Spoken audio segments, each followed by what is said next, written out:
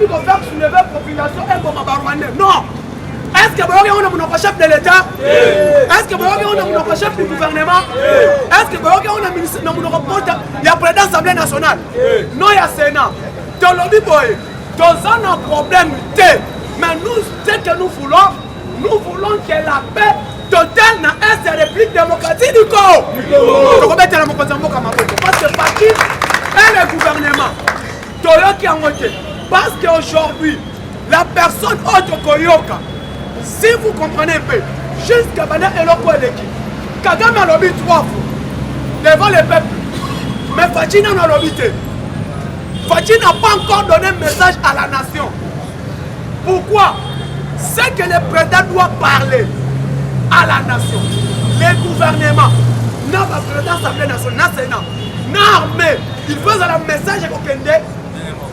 Nengemoko, est à la conformément, est à la message qui vient, et puis à la message pour le soigner. Le président de la République a interpellé le ministre en communication, qui est parti Mouyane, qui le message fait à la Yamalam. Le ministre intérieur a tellement à lobby boy, Moutounion surtout, en collègue, la stigmatisation, message à soulèvement. À lobby, à mon Nengemoko, ces gens seront arrêtés et traduits à la justice. Nous voulons la paix totale. Va vivre en Kimia, na Rwanda. Base à la paix dans le pays de Kimia. Parce que Félix a collègue. Kagame peut accoster la nini à collègue. Mais comment continue à la Congo? Mobutu Kenda. Akenda na Congo. Moussa Kenda, Akenda na Congo. Abiarman Akenda, Akenda na Rwanda. Congo kotika la Congo. Yango to sengi, ba chef nyonso de parti politique, ba communicateur, ba pasteur ya l'église. S'il faut prier pour le Congo, prier. Ceux qui ont beaucoup à chez nous, 12 heures, si pas ma mère en boka na yo loba, anzambe, kotika la biso mboka mo. Comment na wako? Congo. Anzambe. Le pays que tu nous as légué, un pays Bokava, nous voulons la paix, un pays où règne la paix. Fachi Oyo Congo Oyo, Fachi a fait ça qui est en Maboko Nayo, Yonde Kita Ovan, Nomoni Fachi est clair. Problème Nabisona Rwanda, dans un problème. Congo est à Congo, Rwanda est à Rwanda. Peuple Rwanda est à la peuple n'a pas à la paix. Bon, moi, même ici avant-hier, dans la frontière. Rwanda bazoteka, biso pete ozoteka. 15 heures conquis. Bakani frontière. Les Rwandais ont battu la guinée na biso balalaki na frontière. Parce que président lobby 6 heures frontière fumwami, 15 heures salini ni. Parce qu'il est ça qui va. C'est ça nous voulons. Le président du parlement debout à collègue na biso, donne un message à stigmatisation. Parce que Badouana bazon ka place ba ko profiter, bafunda Fachi, que Tshisekedi a violé les droits de l'homme. Abomi batu c'est ça que nous ne voulons pas. Donc, le mandat à Fachi est à la mandat moko sans trace que Yamakila. Vrai ou faux? Oui. Fachi a dans la Makila na maboko. Fachi a dans maboko pembe. Il a dédié le pays entre les mains du Seigneur. Lobby Fachi, le président est déterminé. Ici, nous avons balingité. Oyo Kagame a lingité. Nous avons quelques saints. Pourquoi? Tshisekedi a dédié le Congo. Un usine, il y a raffinerie, il y a or et il y a cobalt. Et deux, le président a dépassé par moi dans Mayele. Mayele dit, Kagame a signé un accord pour la raffinerie à or. Or, Fadié, à Zouaka Kolta Nabiso. Or, Kolta et Massissi, le chef de l'État est déterminé. À tel grand niveau quoi Kolta. Et comme il m'a dit au Congo, ata basali biso ke kolta ya masisi ekobima lisusu te ya omoni place éclairée des zones. Maintenant le président lelo oyo sommet eza ya bachef de l'état ya communauté d'état de l'Est Fachi kofanda baza nani na nani IDPS viva IDPS viva Fachi be Fachi be Fachi be omoni Fachi lobi akomaki na Kenya na Nairobi. Kenya eza pays membre de la communauté d'État de l'Afrique de l'Est. Oyo, président nango pour le moment, il y a une communauté on a exemple Uhuru Kenyatta. Fachi a commis le bill. Mais Kenya. Président de Tanzanie a commis le bill. Mais Kenya. Président Ougandais, Yoweri Kaguta Museveni, Azana Kenya. Président Evariste Ndayishimiye, Azana Kenya. Président de Soudan du Sud, Azana Kenya. Président Paul Kagame, Akoko Malelo. Hein? Kagame, Akozala. Premièrement, le chef de l'État lobby avant Kenya. Il est passé. Viva! Fatime! Lobby boy. Armée sous-région. On fait sécurité Koya. Bonne intervention et appuyé FARDC. Fatime lobby. Oui, d'accord. Mais premièrement, les deux pays, Ouganda et Rwanda, il faut que côté le Congo.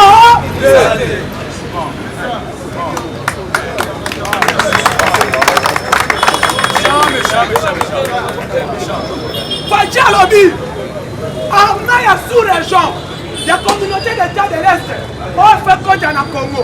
Pour appuyer FARDC, et il y a un appui de FARDC. Nous sommes d'accord avec l'armée sous-région. Mais les deux pays voisins, le Rwanda et l'Ouganda, pas côté le Congo, Basoda la bango pas côté. Ceux qui vont dire que Kabango, mieux vaut que vous dites que FARDC a boudaillé. Très bien, très bien.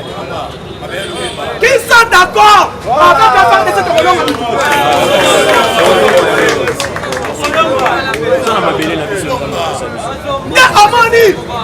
Le conseil des ministres est contre le porte-parole du gouvernement est clair. Parce que dans le moment où Mouyaya, dans l'équipe Naye, il faut à la RTNC au moment militaire. Au moment de Patrick Mouya, au moment de 10 heures, au moment de Patrick Mouya. Parce que c'est lui qui doit faire il a le message du chef de l'État. En tant que porte-parole du gouvernement, il joue le pan, la présidence de la République et la FARDC. C'est lui qui doit donner les informations. Que non, peuple congolais, bâtir vos Sabino, un FARDC à Zolonga. Dès que Bakosi Batulobi, oh non, Ruchuru est tombé. Et Patrick Mouyaya donne maintenant les informations. Mais c'est pas l'inayon, le lot devant TV5, RFI et France 24.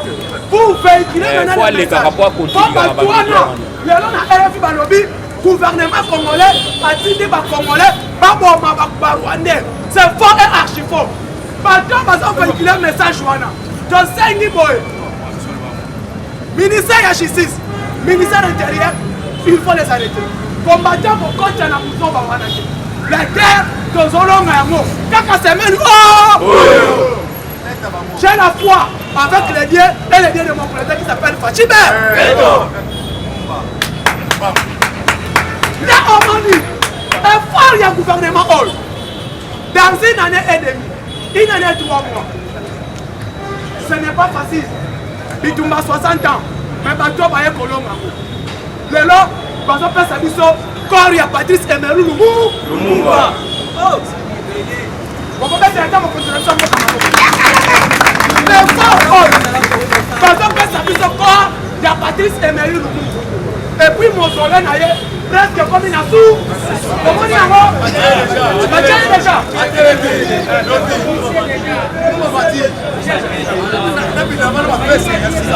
Allez, va faire ça. Lumumba allez faire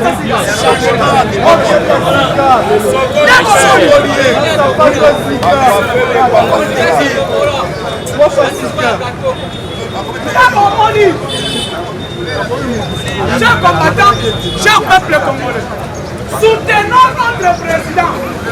Au moins des problèmes pour un amour, vous soutenez un problème spirituel. À la niveau, Mindou qui va sans bis, moins de sang ici Mindou. S'il vous plaît, manipulation. D'autres fois, la communauté internationale est complice dans ma campagne. Oui, moi je l'ai dit. Je n'ai pas confiance totale à la communauté internationale. J'ai que la confiance au Dieu tout-puissant et à mon président qui s'appelle Tshisekedi Tshilombo et son gouvernement pour la communauté internationale. Papa dit que les gens en Ukraine. basali minduki ya monde entier ekende kofouye Ukraine mais minduki badetourne yango ezele tokona maboko ya M23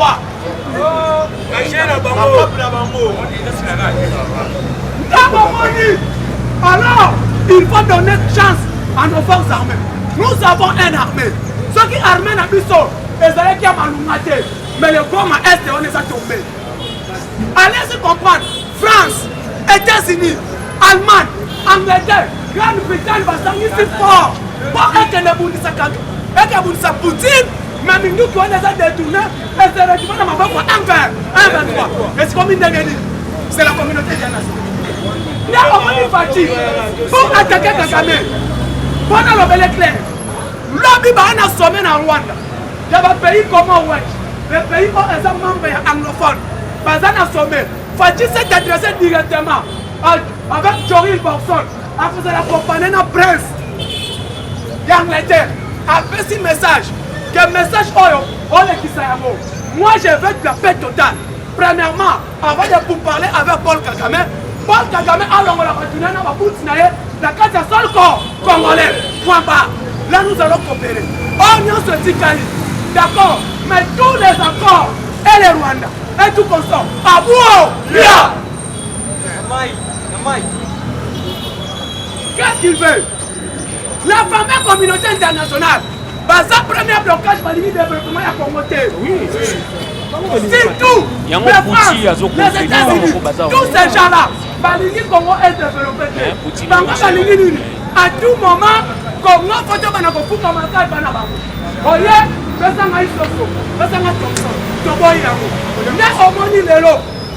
Poutine est clair. Pour que l'Afrique se développe, l'Afrique, les présidents africains doivent réfléchir au même moment.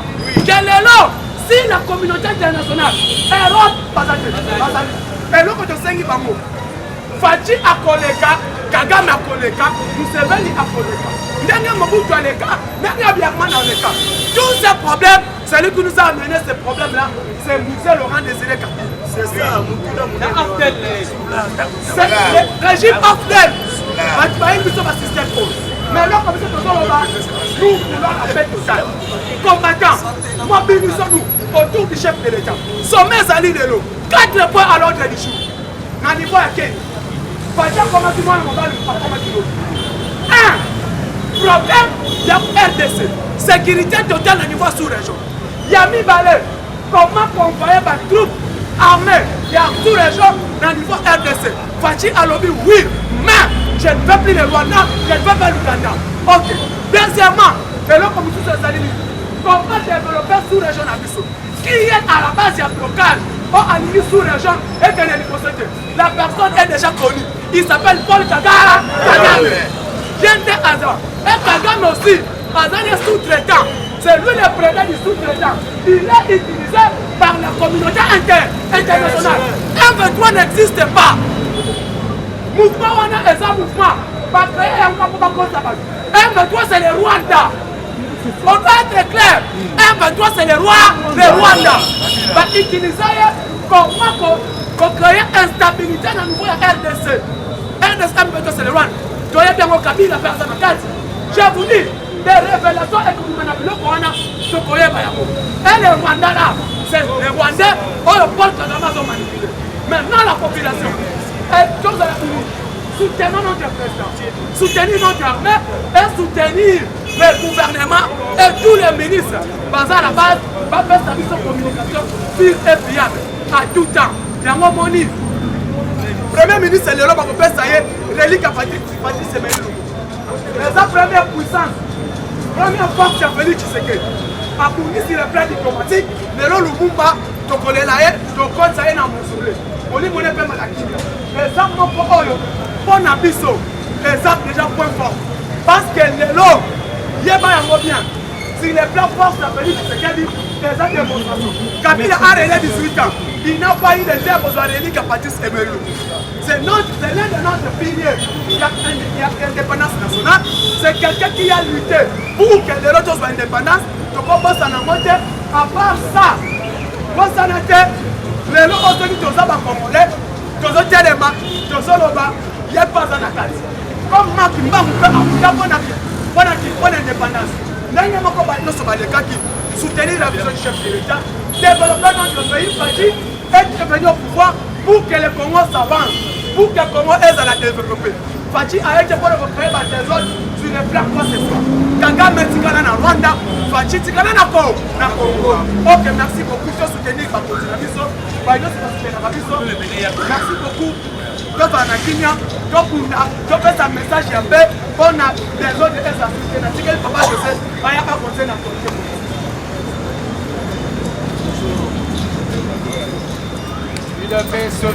Viva. C'est dans le même ordre que je vais toujours balancer par rapport à la guerre il y a Rwanda. C'est un combattant.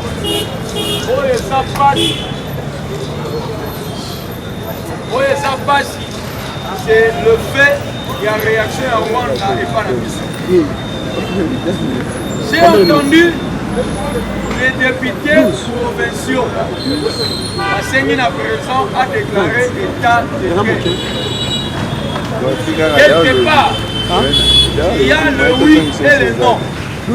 Combattant, il n'y a pas de piège. Donc piéger à santé.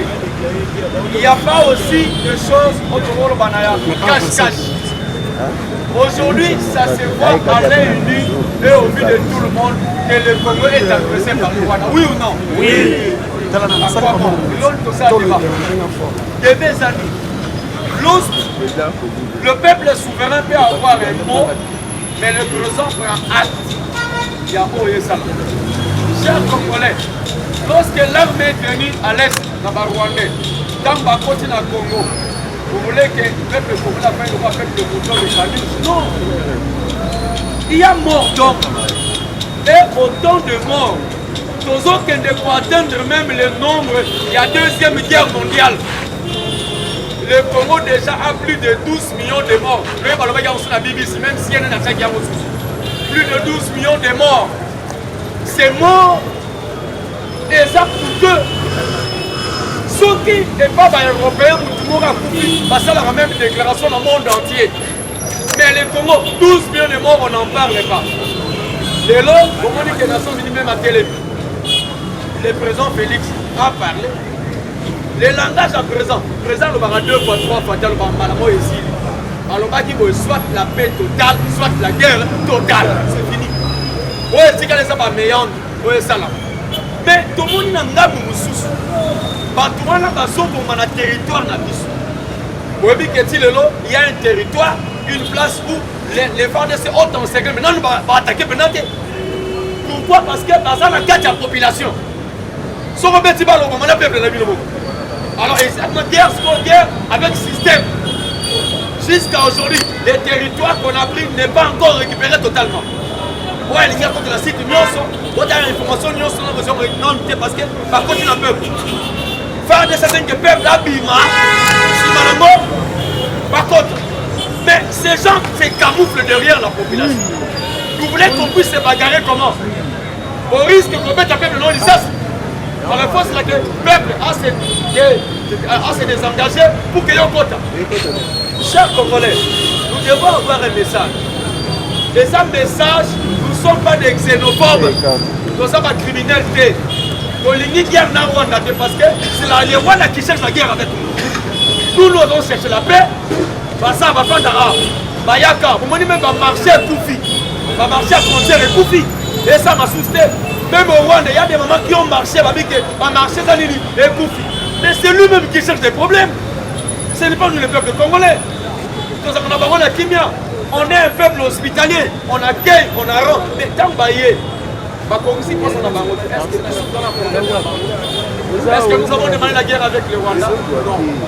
Même lorsque les députés provinciaux ont déclaré, le président s'est dit. Parce que le président ne peut pas suivre. C'est là que l'on a émotion.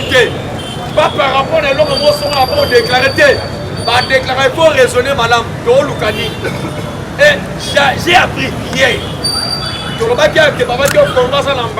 Mais on nous dit que nous avons encore l'embargo. Bon, ça, la guerre d'embargo. Vous voulez que les Rwandais aient un petit peu plus nous humilier? Parce que mais où tu vas, la guerre, il y a Ukraine. Pas mal de côté en dernier. Ce n'est pas l'État américain, ce n'est pas l'État français, ce sont les multinationales. Les multinationales contrôlent le monde. Parce que Bango va bien illicite, ils sont des milliardaires. Par contre, on a même pas l'État, par contre, on a même pas le président de la République. Même aux États-Unis, il est corrompu. Parce que les multinationales contrôlent la mort. Ils sont là, parce qu'ils ont un siège. Un président par le Bango, il a l'oroté. Bango, il va manipuler. Bango, il va contrôler la mort. Parce que Bango, il va biloko. Il va se faire facilement. Non? Parce que ça, au point dans Bango, parce qu'avec les Sobabi qui est le contrat à 50-50, ils vont pas bénéficier. Par l'État, qui est dans l'État, entre État et État, Bango va être perdant. Il y a un monde qui va tout ma casse. Parce que c'est méga désordre. Et c'est désordre. Désordre faire peiner même la République. Oui, nous savons que le Rwanda a ça la Bango par rapport que le président a déclaré dans ça la Bélo.